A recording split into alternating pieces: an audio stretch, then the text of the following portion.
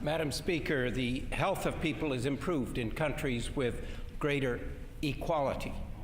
Yet the finance minister's budget has no benefit for a fisherman who makes $9,000 a year.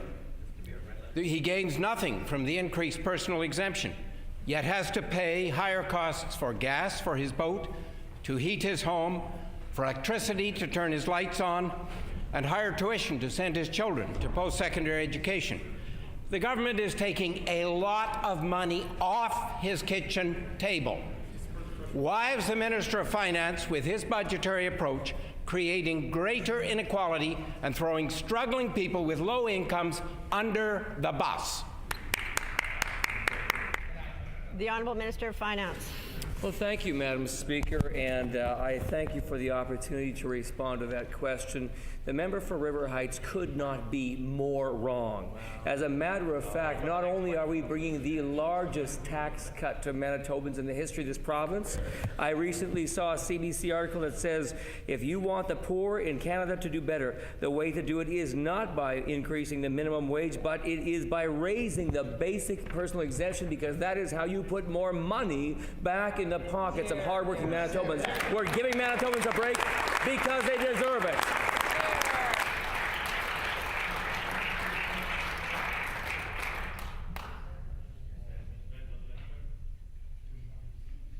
The Honourable Member for River Heights on a supplementary question. Yeah, it doesn't put a penny in that fisherman's pocket. Madam Speaker, speaking of equality, those with cystic fibrosis start life with a disadvantage. Order. All they ask for is equal opportunity when compared to others by having their medications fully covered under the special drug program, as happens in every other province. As I table, the Minister of Health can have a special drug program and keep people like Devon Ray well so he can work and contribute to society and have a full life.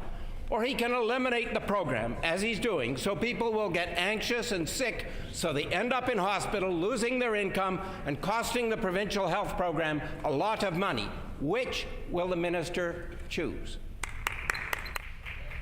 The Honourable Minister of Health, Seniors and Active Living. Madam Speaker, in Manitoba, we are fortunate to have one of the most comprehensive pharmacare programs in all of Canada. In fact, it is such a good program, the federal Liberal government is actually looking to emulate that program, Madam Speaker.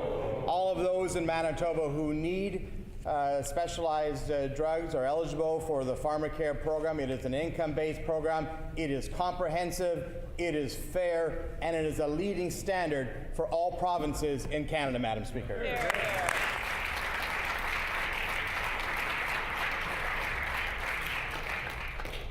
The Honourable Member for River Heights on a final supplementary. But after April the 1st, people with cystic fibrosis will be less well off than in other provinces. Madam Speaker, in this year's budget, the Minister of Health shows his budget increasing by $56 million from last year's budget. The budget also shows that the minister is receiving $86 million more for health from the federal government than last year. This means that the provincial contribution to health care is decreasing this year by $30 million. Why is the provincial contribution to health care decreasing by $30 million? Is this because the minister is cutting back on funding for people with cystic fibrosis who need life-saving drugs?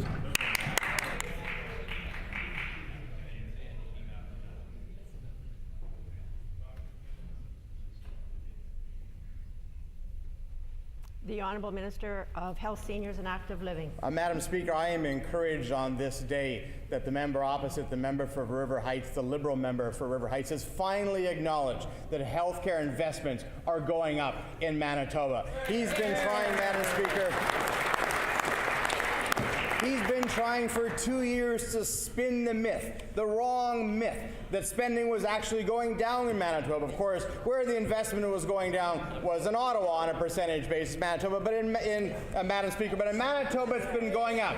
But I will say the member opposite is consistent on one thing. He said nothing when the federal Liberal government were reducing the percentage of healthcare spending in Manitoba in the last few years, and he said nothing when he sat in the cabinet under the Chrétien government when funding was going down then as well, Madam Speaker.